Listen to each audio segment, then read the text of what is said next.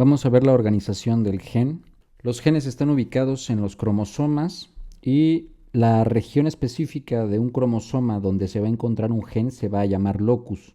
Aquí tenemos un ejemplo donde tenemos que en los organismos diploides los cromosomas están organizados en pares homólogos, tal como lo vemos en la imagen.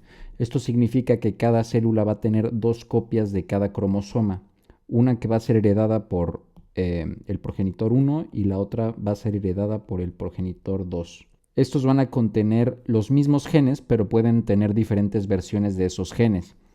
Y estas diferentes versiones las vamos a llamar alelos. Aquí, como vemos, tenemos un ejemplo de dos alelos y aquí otros dos. Los primeros pues van a ser el locus genético de la altura de la planta y los segundos van a ser el locus del gen del guisante, o sea, la textura. Una va a representar una textura rugosa y la otra va a representar una textura lisa. Aquí tenemos de forma resumida la transcripción y la traducción, que la vamos a ver más a detalle en los próximos videos.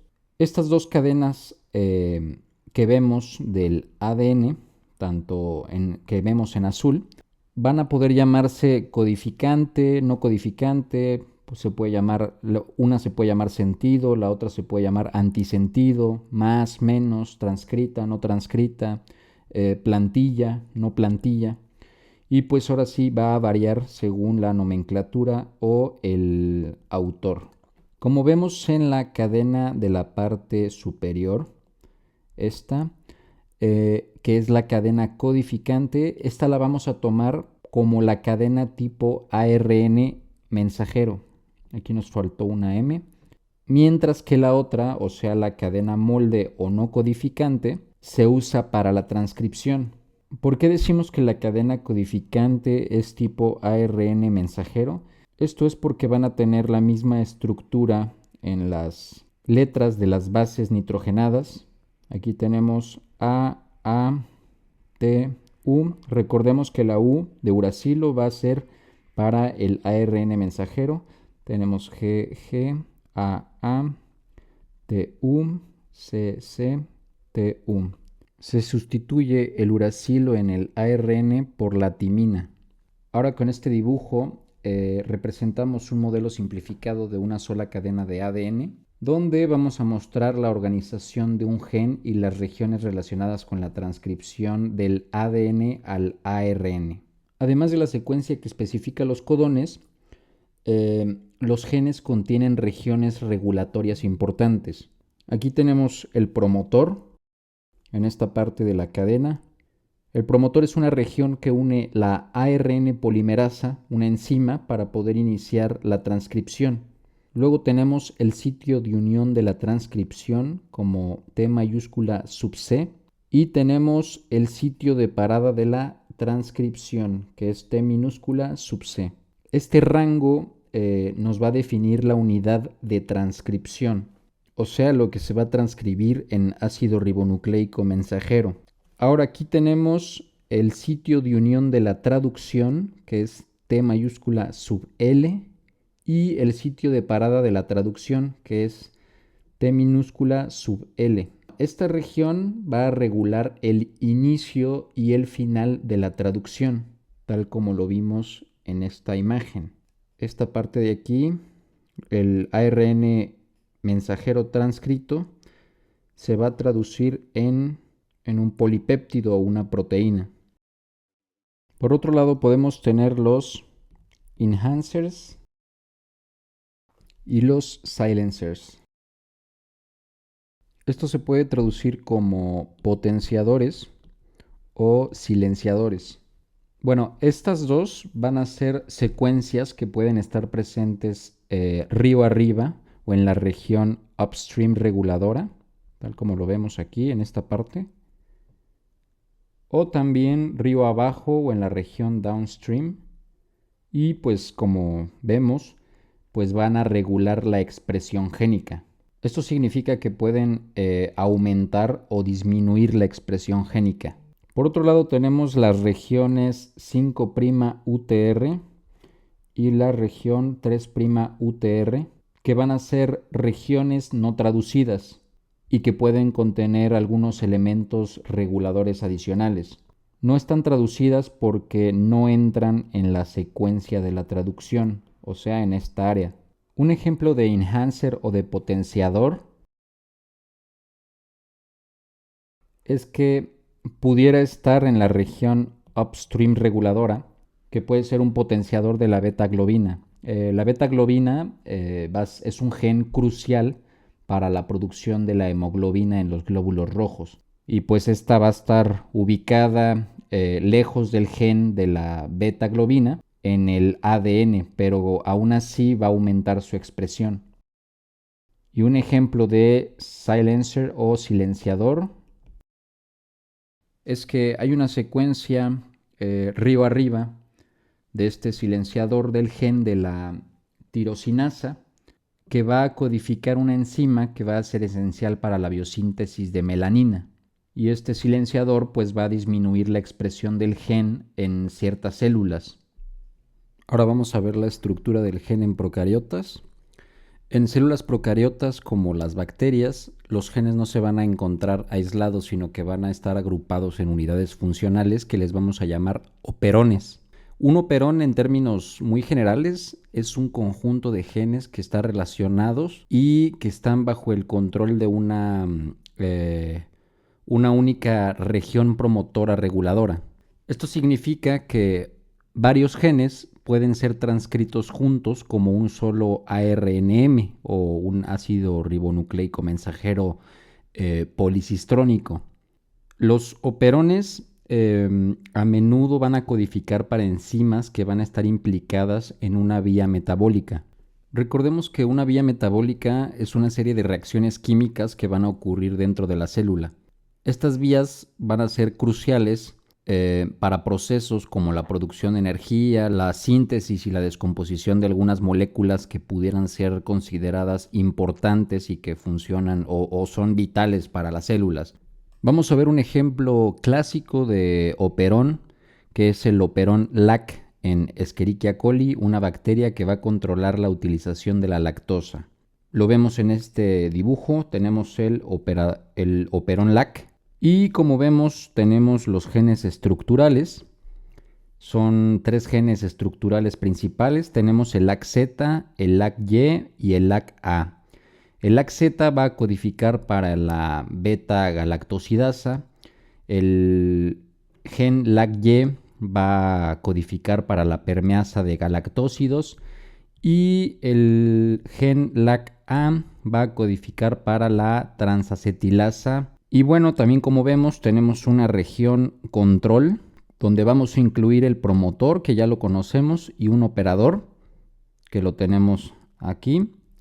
Como ya lo hemos mencionado, el promotor es el sitio donde se va a unir la ARN polimerasa para poder iniciar la transcripción, y el operador es un sitio de unión para una proteína represora. Bueno, para esto de la proteína represora vamos a tener un gen represor que va a estar fuera del operón y en donde vamos a encontrar el gen LAC-I. Este gen LAC-I va a codificar para el represor LAC que ya mencionamos, donde este represor se va a unir al operador para inhibir la transcripción de los genes estructurales en ausencia de la lactosa. Tenemos 2 tipos de regulación del operón LAC. Una va a ser regulación positiva, donde vamos a tener un complejo de AMP cíclico, o también nombrado CAMP, y vamos a tener una proteína receptora del complejo de AMP cíclico. Bueno, esta proteína receptora de CAMP o del complejo de AMP cíclico, también le podemos llamar proteína activadora de genes de catabólitos, porque se van a unir a la región de control y van a promover la transcripción en presencia de lactosa. En un momento más explicamos el mecanismo para que quede claro. Por otro lado tenemos a la regulación negativa. Bueno, la regulación negativa vamos a tener al represor LAC, que se va a unir al operador en ausencia de lactosa, tal como ya lo mencionamos.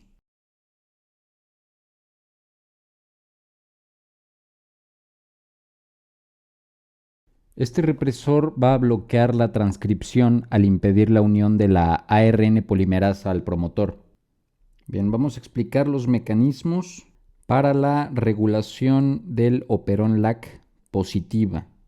Vamos a tener un primer punto donde decimos que cuando hay lactosa disponible y los niveles de glucosa van a ser bajos, entonces esto significa que la concentración del complejo AMP cíclico en la célula va a aumentar. Entonces, con estas condiciones, el complejo AMP cíclico va a aumentar. El siguiente punto es que el complejo AMP cíclico se va a unir a la proteína receptora de CAMP y va a formar otro complejo que va a ser el complejo CAMP-CRP. O sea, esto es, tenemos la proteína activadora, que la podemos llamar también CRP, que se une al complejo AMP cíclico y forma un complejo. Ahora, una vez que se forma este complejo CAMP-CRP, se va a unir a un sitio específico en la región promotora del operón LAC, justo antes del promotor. Pudiera ser en esta zona. Entonces, esta unión o la unión de este complejo de la proteína activadora con el complejo AMP cíclico va a facilitar la unión del ARN polimerasa al promotor del operón LAC y esto va a aumentar la tasa de transcripción de los genes LAC-Z, LAC-Y y LAC-A. Entonces,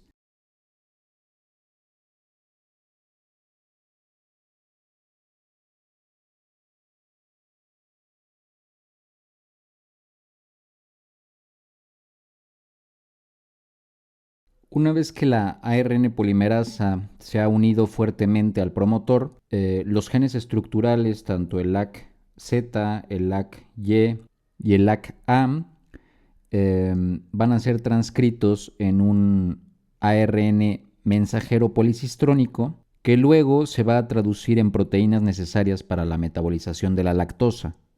Entonces, aumenta la tasa de transcripción de LAC-Z,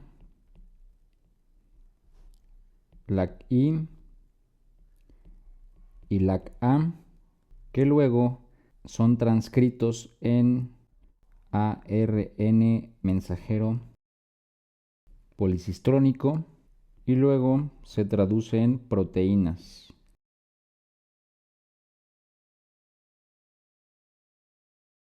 Cuando decimos que los genes que están agrupados en células procariotas y que se transcriben como ácido ribonucleico mensajero o ARNM policistrónico, significa que un solo ARNM puede codificar para múltiples proteínas. Por eso se le dice policistrónico.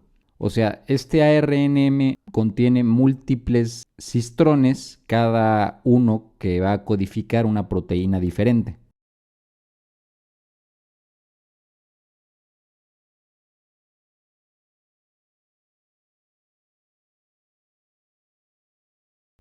Vamos a ver ahora la estructura génica en eucariotas.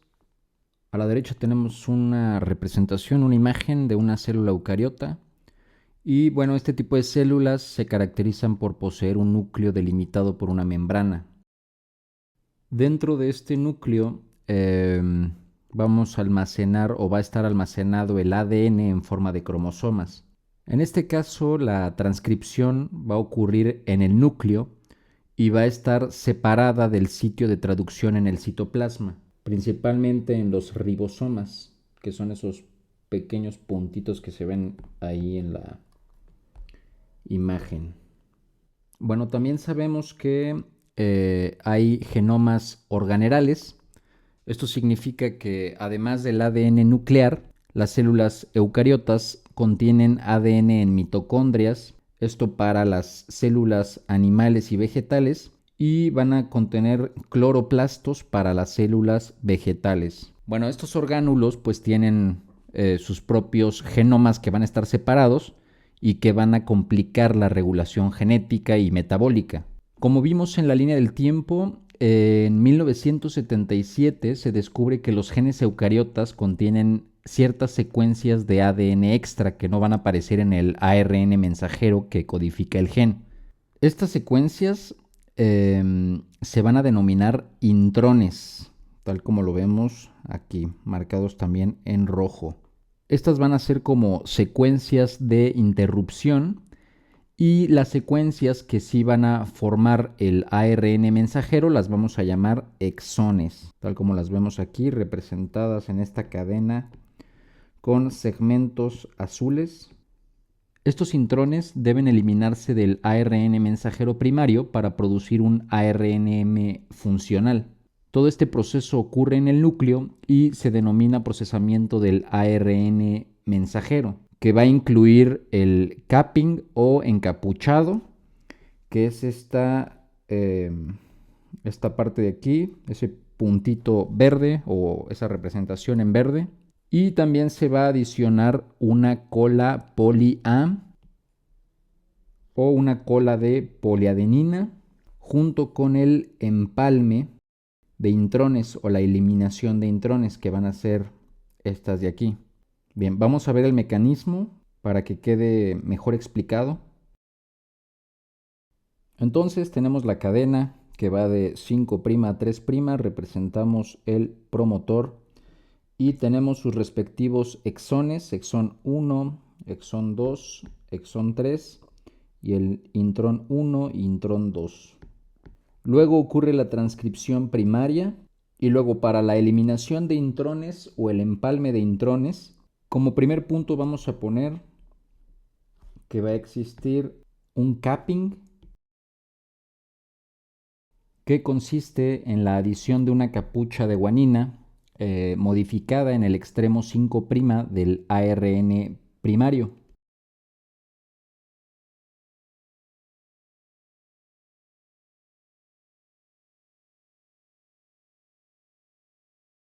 Bueno, ¿cuál es la función del encapuchado? Es que va a proteger el ARN mensajero de la degradación y va a facilitar su exportación desde el núcleo al citoplasma, pero también va a ser crucial para la inicialización de la traducción. Como segundo punto tenemos la cola poli-A o cola de poliadenina. Aquí vamos a agregar una serie de adeninas al extremo 3' del ARNM primario.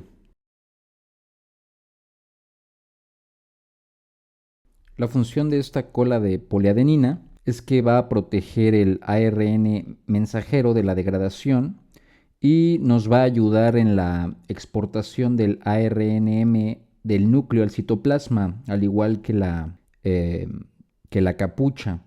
También va a ser vital para la traducción.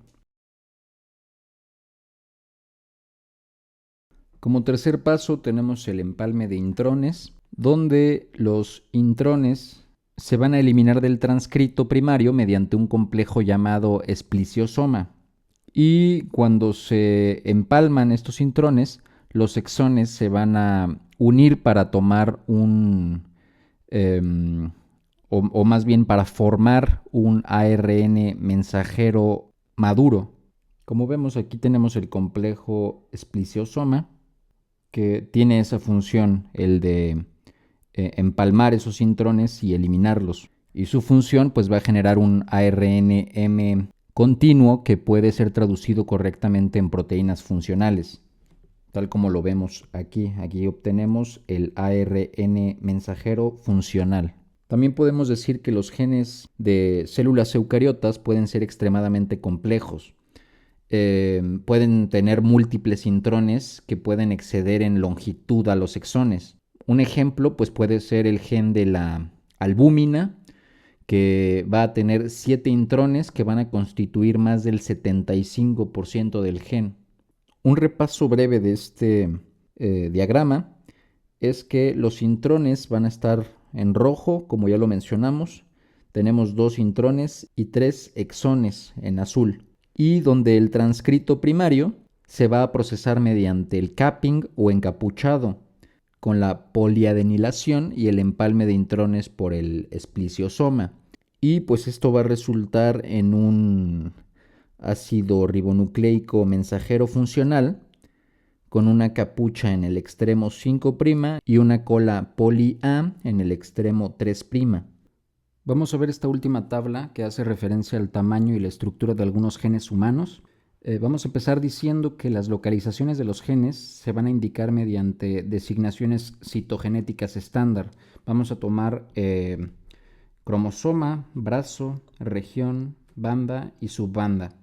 Nosotros sabemos que los cromosomas pues es una estructura organizada de ADN y de proteínas que van a contener muchos genes. Los seres humanos van a tener 23 pares de cromosomas. Luego, el brazo hace referencia a que cada cromosoma va a tener 2 brazos que van a estar separados por un centrómero. Y estos brazos pues los vamos a denominar brazo P o brazo corto y el brazo Q, que va a ser el brazo largo. Luego, la región pues hace referencia a que los brazos de los cromosomas van a estar divididos en regiones que van a estar numeradas y que se van a identificar empezando desde el centrómero hacia el telómero, o sea, hacia el extremo del cromosoma. Bueno, las bandas hacen referencia a ciertas regiones que pueden subdividirse y que van a ser áreas visibles bajo un microscopio cuando los cromosomas son teñidos adecuadamente. Entonces estas bandas pues van a estar enumeradas dentro de cada región y nos van a proporcionar una forma más detallada de localizar ciertos genes específicos. Vamos a tomar un ejemplo, tomamos el gen CFTR. Este símbolo fue asignado por un comité que está encargado de la nomenclatura de los genes humanos. Aquí también tenemos su número de identificación. Entonces vamos a decir que este gen CFTR se va a encontrar en el brazo largo Q, en el cromosoma 7, en la región 3, banda 1 y subbanda número 2. Una vez más decimos que este gen va a estar localizado en el brazo Q, el brazo largo Q, del cromosoma 7, región 3, banda 1, subbanda 2. Y tenemos también su tamaño en pares de kilobases. Las regiones de los genes que se transcriben incluso pueden ser más largas que esto. Aquí tenemos 27 exones para este gen, pero para estos exones podemos incluir algunas regiones exónicas que van a ser no codificantes. Por ejemplo, ya mencionamos algunas regiones no codificantes al inicio y al final de los exones, que van a ser las regiones 5' UTR o las 3' UTR, que van a ser las regiones no traducidas. Estos exones no codificantes van a ser cruciales para la regulación de la traducción y la estabilidad del ARN mensajero, pero que no van a codificar directamente para proteínas. Para el caso, por ejemplo, del gen TTN, va a producir la proteína más grande conocida, que va a ser la titina. Esta proteína tiene aproximadamente unos 38.350 aminoácidos.